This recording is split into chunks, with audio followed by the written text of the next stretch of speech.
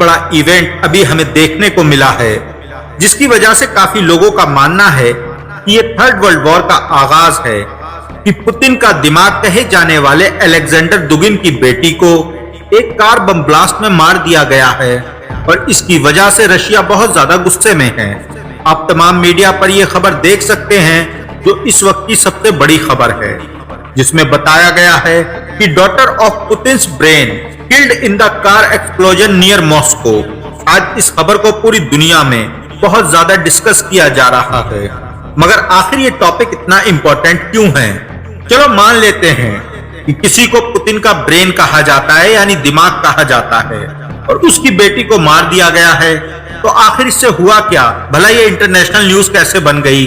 तो मैं आपको बता दूं कि जिसको पुतिन का ब्रेन कहा जा रहा है, दरअसल वो पूरी रशिया का ब्रेन है, यानी दिमाग है। कहा जाता है कि रशिया जो भी कदम जियोपॉलिटिकली उठाता है वो सब कुछ इसी इंसान का तय किया हुआ होता है। सबसे पहले आप इस किताब को देखें जिसका नाम है ओस्नोवी जियोपॉलिटिकी। अगर मैंने प्रोनाउंसिएशन सही की हो, क्योंकि मुझे रशियन नहीं आती। इस किताब का इंग्लिश में नाम है फाउंडेशन ऑफ जियोपॉलिटिक्स। ये वो किताब है जो रशिया में हर military general, high ranking police officers, diplomat जैसे लोगों को जब भी वो अपनी पोस्ट पर आते हैं या तैनात होते हैं या अपॉइंट किए जाते हैं, तो उन्हें सबसे पहले ये किताब दी जाती है और कहा जाता है कि इसको पढ़ो और इस पर अमल करके रशिया की तरक्की करो या तरक्की के लिए तैयार करो। हम आपको बता दें, ये किताब साल 1997 में लिखी गई थी और तब से लेकर आज तक ये किताब रशिया के लिए इतनी अहमियत रखती है कि कहा जा सकता है कि ये किताब as a textbook Russian military, police, diplomatics, elites के लिए इस्तेमाल की जाती है। तो दोस्तों, आपका सवाल होगा, आखिर इस किताब में ऐसा लिखा क्या है? तो मेरे प्यारे दोस्तों, मैं आपको बता दूं, ये किताब एक जाने माने जियोपॉलिटिक्स के माहिरीन अलेक्जेंडर दुगिन ने लिखी है, जिसमें उसने अगले 100 साल तक रशिया के आने वाले वक्त का रोड मैप तैयार किया है। इस किताब में बहुत सारी चीजें ऐसी हैं जिनको पढ़कर या जानकर आप लोग भी हैरान हो जाएंगे। इस किताब में लिखा है कि किस तरह से रशिया अपने आप को एक्सपेंड करेगा, जिसमें बताया गया है कि सबसे पहले रशिया यूक्रेन पर कब्जा करेगा, उसके बाद पोलैंड पे कब्जा करेगा और फिर धीरे धीरे यूरोप की तरफ बढ़ेगा। इसी के साथ इस किताब में लिखा हुआ है कि रशिया मंगोलिया पर भी हमला करेगा। इस किताब में यह भी लिखा है कि चाइना हमेशा रशिया के लिए एक खतरा बनकर सामने रहेगा, क्योंकि चाइना भी रशिया की तरह एक्सपेंशन पर यकीन रखता है। यह भी धीरे धीरे अपने आप को एक्सपेंड करेगा, इसलिए रशिया के लिए यह बेहतर होगा कि वो चाइना को नॉर्थ के बजाय साउथ में धकेले। इसलिए आपने देखा होगा कि साउथ चाइना सी इशू में रशिया सपोर्ट करता है चाइना को, क्योंकि रशिया चाहता है कि चाइना बिजी रहे अपने साउथ में और नॉर्थ में ना आए, क्योंकि अनकरीब अगले 10-15 सालों में रशिया मंगोलिया पर हमला करेगा। इस किताब में ऐसी बहुत सारी चीजें लिखी हुई हैं जिन पर चलकर रशिया किस तरह से सुपर पावर बनने तक का सफर तय करेगा। अब इस किताब को लिखा किसने है? तो मैं आपको बता दूं, इस किताब को अलेक्जेंडर दुगिन ने लिखा है। इसके साथ साथ इसने अब तक 30 किताबें और भी लिखी हैं। दोस्तों, हम आपको बता दें, इस शख्स के बारे में कहा जाता है the most important geopolitical thinker of Russia.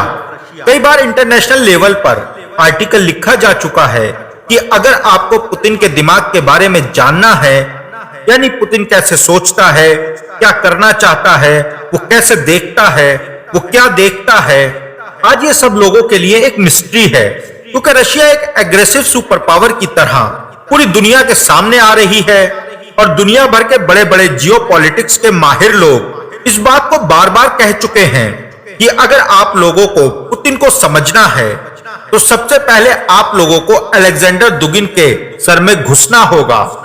अब जो यूक्रेन वॉर हुई थी, इसके बारे में भी कहा जाता है कि यह हमला भी अलेक्जेंडर दुगिन की बात मानकर किया गया था।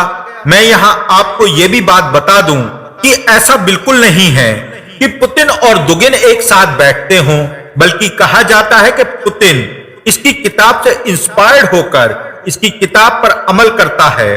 खैर, अब हुआ क्या है कि अलेक्जेंडर की बेटी जिसका नाम है दारिया दुगीना, अब दारिया गाड़ी चला रही थी, तभी अचानक से गाड़ी में एक बॉम्ब ब्लास्ट होता है और दारिया मारी जाती है। अब आप लोग भी कहेंगे कि भला इसकी बेटी को कोई क्यों मारेगा, तो हम आपको बता दें कि जो इन्वेस्टिगेशन रशिया में चल रही है उसके मुताबिक असल टारगेट अलेक्जेंडर दुगिन था। यानी कोशिश पूरी की गई थी कि पुतिन यानी रशिया के ब्रेन को मार दिया जाए। और याद रहे, अगर इसको मार दिया जाता तो रशिया बहुत ज्यादा एग्रेसिव होकर पूरी दुनिया के सामने आता। वैसे आपको याद होगा एक बार पुतिन को भी मारने की कोशिश की जा चुकी है। अब ये कोशिश कौन करता है, कौन कर रहा है, मैं इसके बारे में बिल्कुल नहीं जानता। ये अमेरिका भी हो सकता है, ये यूक्रेन भी हो सकता है, ये यूरोपियन यूनियन भी हो सकता है, या फिर और भी कोई ताकत हो सकती है। बाकी अभी तक किसी ने इसकी कोई जिम्मेदारी नहीं ली है। लेकिन यह काम होने के बाद इस बात का सबको अंदाजा हो गया है या इल्म हो गया है कि हम अब एक बड़ी जंग के मुहाने पर आकर खड़े हो चुके हैं। क्योंकि पहले पुतिन और अब दुगिन पर टारगेट करने का मतलब साफ है कि पुतिन के साथ साथ उसके करीबी लोगों को मारने की तैयारी की जा रही है, जिससे मुमकिन है कि पुतिन खुद और ज्यादा एग्रेसिव रुख अपनाए कि जब मुझे मारने की तैयारी की जा रही है तो क्यों ना जाते जाते यूरोप और अमेरिका का दिमाग ठिकाने लगा दिया जाए। और यह बड़ी जाहिर सी बात है, अगर आप किसी लीडर को इतना बैकफुट पर धकेलोगे कि उसकी जान पर बन जाए तो बड़े ही आसानी से खतरनाक फैसले भी कर सकता है।